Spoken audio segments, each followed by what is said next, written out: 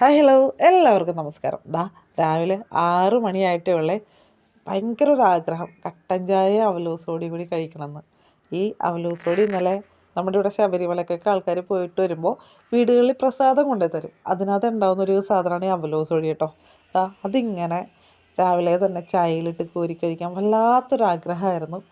ചായയും എടുത്ത് അവലോസോടി അതിലോട്ടിട്ട് കഴിക്കുക കേട്ടോ. ഭയങ്കര ടേസ്റ്റാണ്. നിങ്ങളിത് കുട്ടിക്കാലത്ത് കഴിച്ചിട്ടുണ്ടോ? അല്ലെങ്കിൽ നിങ്ങൾക്കിത് കഴിക്കാനായിട്ട് ഇഷ്ടമാണോ?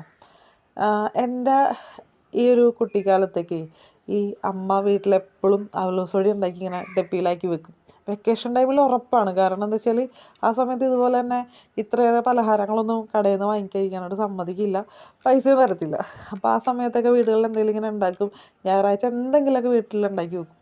അപ്പോൾ ആ സമയത്ത് ഈ ഡ്രൈ ആയിട്ട് അവലോസോടി കഴിക്കാൻ എനിക്ക് തീരെ ഇഷ്ടമുണ്ടാവില്ല. അപ്പം ഞാൻ ഇതുപോലെ തന്നെ ചായനകത്ത് നല്ലപോലെ മധുരമൊക്കെ ഇട്ട് അവലോസോടി ഇട്ട് ഇങ്ങനെ കോരി കോരി കഴിക്കും.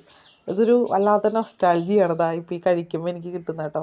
ആ ടൈമിൽ അമ്മ പറയുമായിരുന്നു, ഈ ഇങ്ങനെ കോരി കഴിക്കുമ്പോൾ കിട്ടുന്ന സുഖം ഇതുണ്ടാക്കാൻ നേരത്തില്ലാന്ന്. കാരണം ഭയങ്കര പാടാണ്. അത് ഞാൻ അറിഞ്ഞത് ഈ അവലോസോടിയുടെ പിന്നിലെ കഥയിലൂടെയാണ്. കാരണം വേറൊന്നുമില്ല, ഈ അവലോസോടി ഉണ്ടാക്കിയത് എൻ്റെ വല്യമ്മയുടെ വീട്ടിലാണ്. അപ്പോൾ അവിടെ ഈ പറഞ്ഞ പോലെ തന്നെ അവലോസോടി ഉണ്ടാക്കാൻ സഹായിച്ചത് ഞാനാണ്. അപ്പോൾ അന്നേരം എനിക്ക് മനസ്സിലായി ഇതിനകത്ത് എത്രമാത്രം പണിയെടുക്കണേ അവലോസോടി ഇങ്ങനെ നൈസായിട്ട് കഴിക്കണമെങ്കിൽ എന്ന്.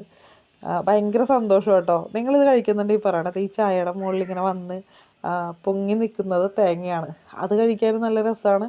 ഈ ചായയുടെ ഒപ്പം ഇങ്ങനെ അവലോസോടി ഇങ്ങനെ കോരി കഴിക്കുമ്പോഴല്ലേ ഇതിൻ്റെ ഉള്ളിൽ ജീരകത്തിൻ്റെ തരി ഉണ്ടാവും. അതിങ്ങനെ കടിക്കാൻ നേരത്ത് എന്ത് രസമാണെന്നറിയാമോ, വല്ലാത്തൊരു ടേസ്റ്റാണ്.